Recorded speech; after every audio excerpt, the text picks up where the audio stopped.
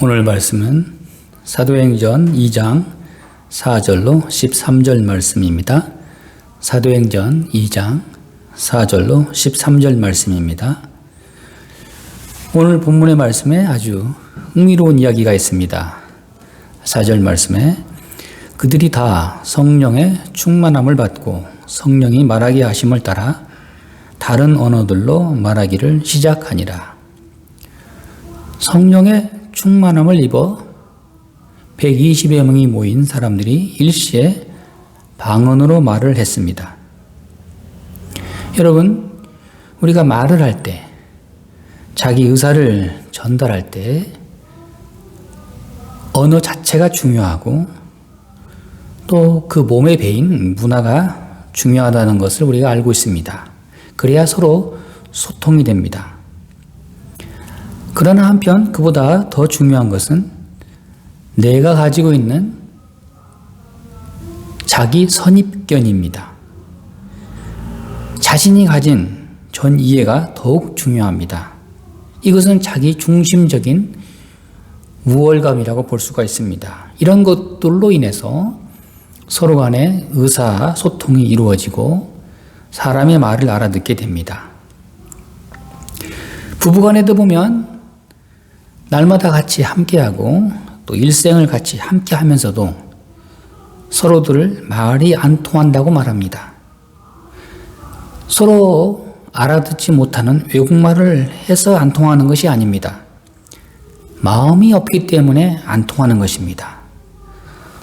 서로 들을 마음이 없기 때문에 통할 리가 없습니다. 그러므로 언어라는 것이 말로만 되는 것이 아닙니다.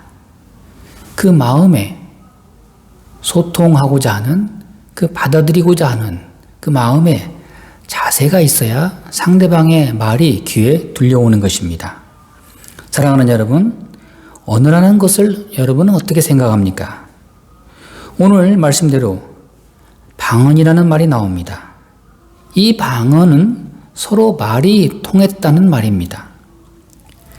만일에 통역을 세우기로 했다면 한 사람으로는 부족했을 것입니다. 세계 각 나라에 많은 다양한 민족이 서로 모였기 때문에 한 사람의 통역으로는 절대로 부족합니다. 그런데 오늘 본문 말씀에 방언을 말함으로써 모두가 일시에 서로 알아들었다. 이렇게 말씀하고 있습니다. 그 자기의 민족적 편견이나 문화적 우월감이나 또 어떤 언어적 장애를 다 극복하고 마음문과 마음문이 활짝 열렸습니다. 복음 안에서 성령의 충만함을 받고 서로 소통이 이루어진 것입니다. 이것이 방언의 역사입니다. 고린도전서 12장 또는 14절을 보게 되면 이 방언이라는 말이 여러 번 나옵니다.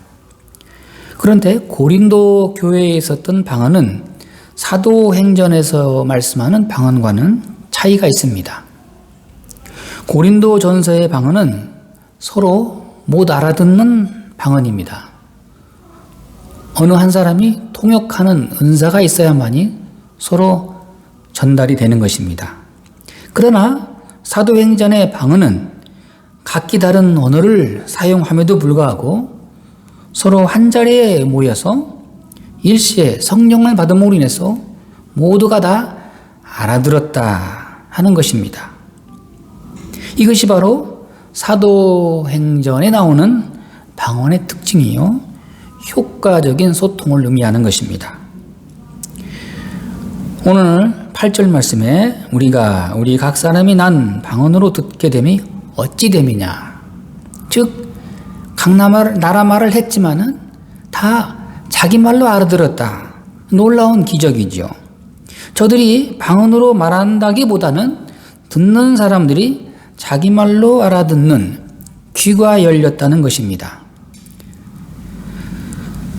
그 내용을 자세히 살펴보면 바데인, 메데인, 엘람인, 메소포타미아인, 유대인, 갑바도기아 이렇듯 각 나라 사람들이 함께 모여 있는데 그 방언이 전부 다 자기 나라 말로 들었다는 것입니다.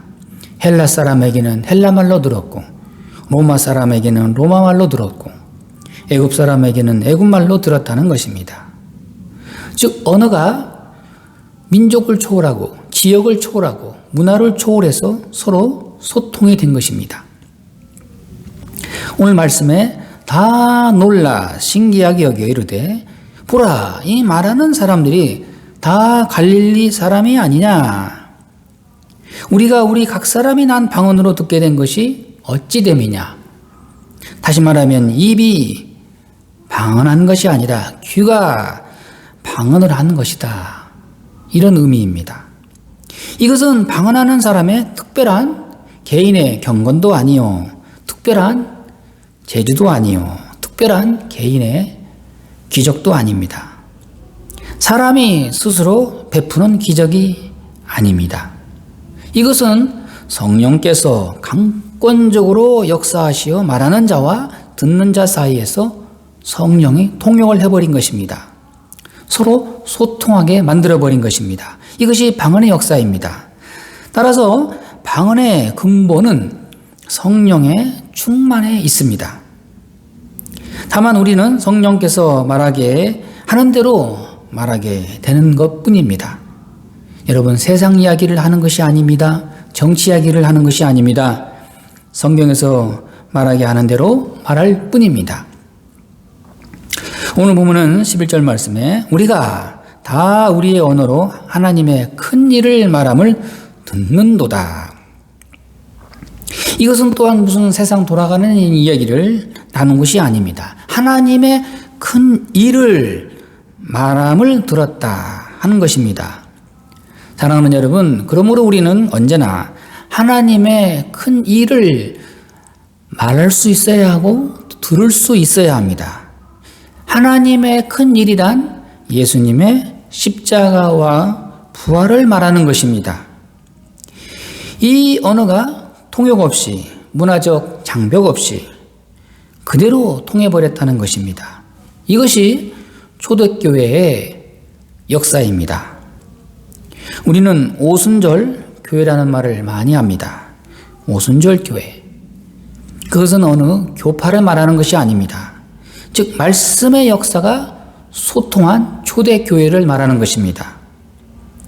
개인적으로나 교회적으로나 어떤 말씀을 듣든지 내 마음에 그대로 들려와서 100% 수용하는 것이고 또 믿어지는 것이고 그 말씀에 의지하게 될 때 이것이 바로 오순절 교회입니다. 그런데 어떤 말씀을 1시간 내내 들었는데도 졸리고 답답하고 내 귀에 전혀 들려오지 않는다면 그 사람은 전혀 성령받지 못한 사람입니다.